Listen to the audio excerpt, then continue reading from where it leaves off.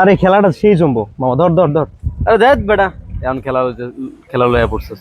চল ঘুরে টুরে আহি, পরে খেলুম নি। ঘুরতে তো যাবো, কিন্তু আজান তো দিয়ে দিল। রোজার মাসে এত ঘন ঘন আজান দেয় কেন, এটাই বুঝি না। চল আগে নামাজটা পড়ে আসি। আরে না বেটা, আগে চল চিল টিল কইরা আহি বেটা, তারপর আমরা নামাজ একটা মজা পাবো। আসসালামু আলাইকুম। ওয়ালাইকুম আসসালাম ভাই। কেমন আছো ভাইয়া? আলহামদুলিল্লাহ ভালো আছে। ভাইয়া কেমন আছো? আলহামদুলিল্লাহ, আপনি ভালো আছেন? হ্যাঁ ভালো আলহামদুলিল্লাহ। তোমরা তো ভালো থাকবাই, সারাদিন মোবাইলে দেখি কি যুদ্ধ টুদ্ধ করো, পাবজি টাবজি খেলো, এগুলো নিয়েই ব্যস্ত আছো না? রোজার দিন তো ভাই, আর কি করবো বলে, সারাদিন রোজা রেখে তার অন্য কাজ করতে ইচ্ছা করে, জাস্ট টাইম পাস আর কি। সময় কাটায় আর কি, বন্ধু বান্ধব সবার সাথে আর কি একটু কানেক্টেড হওয়া যায়।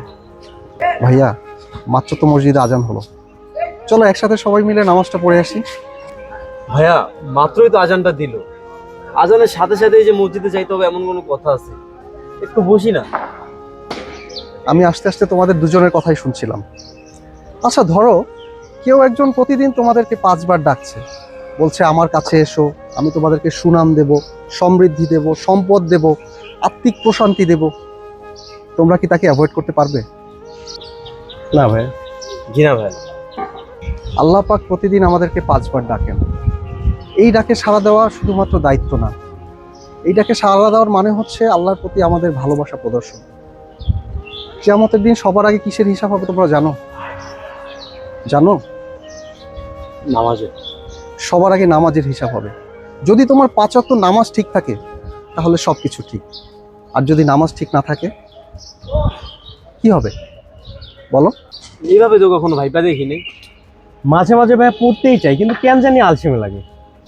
শয়তান চায় আমরা আলসেমি করি, কিন্তু আমরা যদি আজ এই মুহূর্ত থেকে ডিসিশন নেই, কমিটেড হই যে আমরা মসজিদে গিয়ে জামাতের সাথে 5 ওয়াক্ত নামাজ পড়বো, দেখবে জীবনই বদলে যাবে।